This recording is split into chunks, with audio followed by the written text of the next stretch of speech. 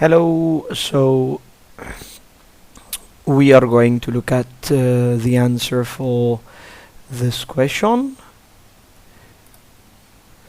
Okay, so the question is about it's concerned with organochlorine compounds.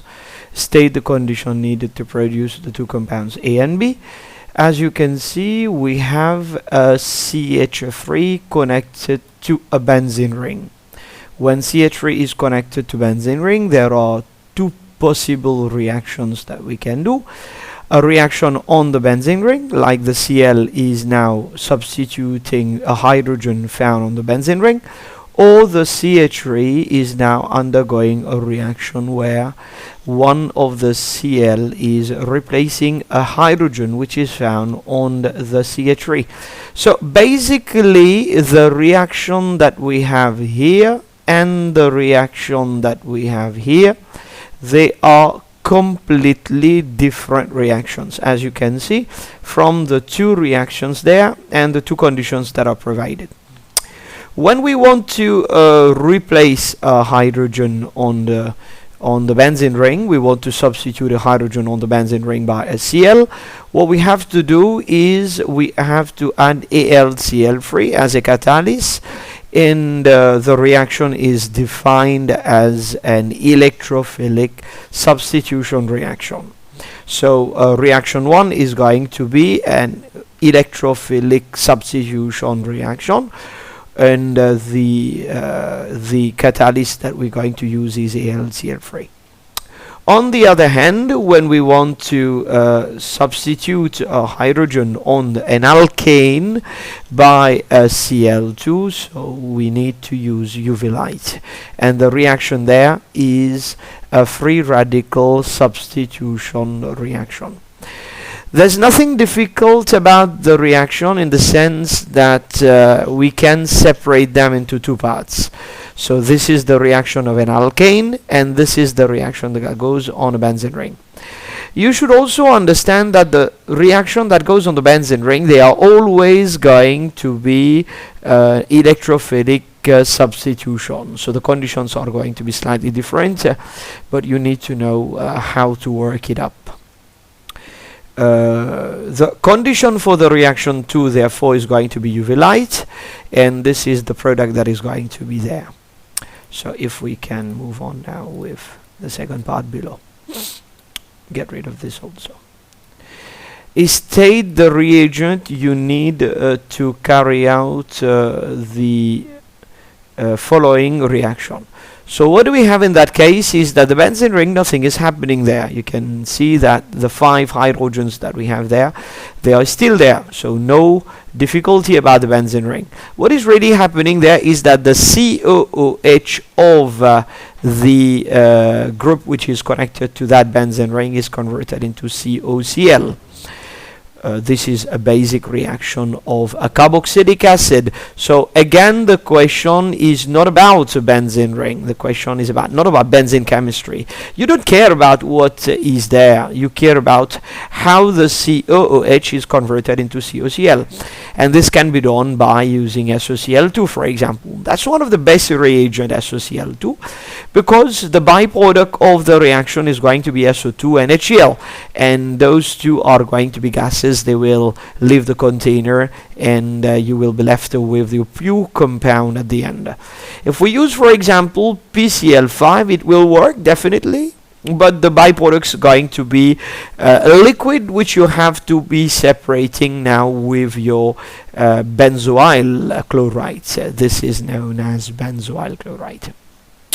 So the reaction is really about a reaction of carboxylic acid. It's not a reaction about benzene ring. So whatever is found there, you don't care about them. You care only about the reaction that you are doing from the benzene, from the COOH to the COCl. The reagent is going to be SOCl2, and SOCl2 usually we have to warm them, and or we can heat them. Benzene compounds, usually they are compounds with high melting and relatively high melting and boiling point. So there's no need to reflex them. The SOCl2 is not so volatile, so warming or heating would be enough, and we don't want to have those byproducts. So we want to let them escape the container, the SO2 and the HCl. So reflexing them, what would happen is that we contain those compounds, which we don't really want in our product.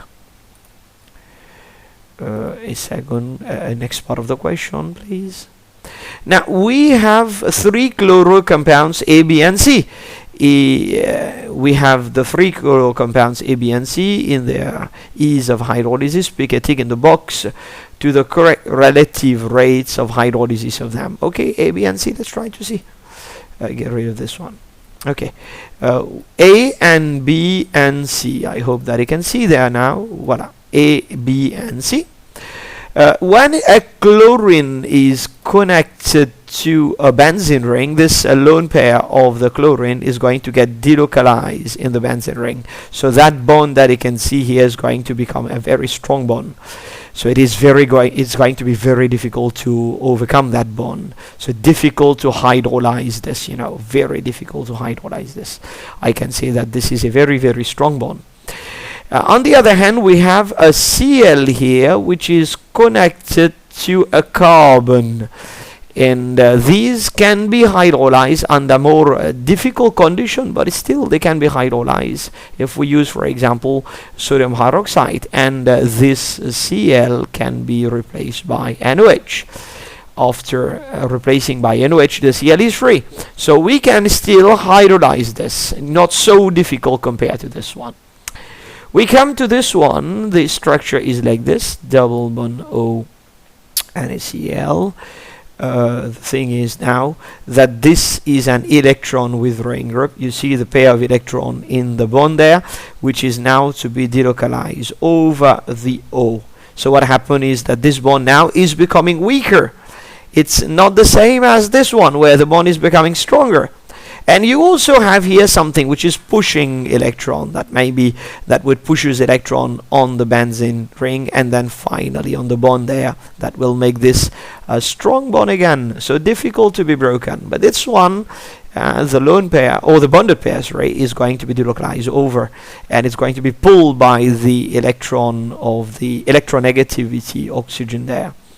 So at the end we have a weaker bond there. If it is a weaker bond, it can easily be hydrolyzed. So what we say is that this one is going to be hydrolyzed easily. Out of those 3 now, C is going to be the easiest to be hydrolyzed, followed by B, and followed by A. So C followed by B followed by A, that would be your answer. So there's an explanation for the difference in their reactivity. I hope that you got the answer. Sorry, this is the answer. Okay, now this is just an explanation for the reactivity.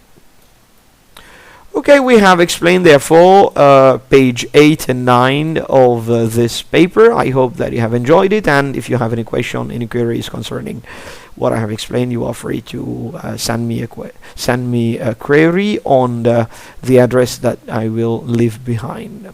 Thank you for watching, and see you soon for other lectures, for other answers. Bye bye.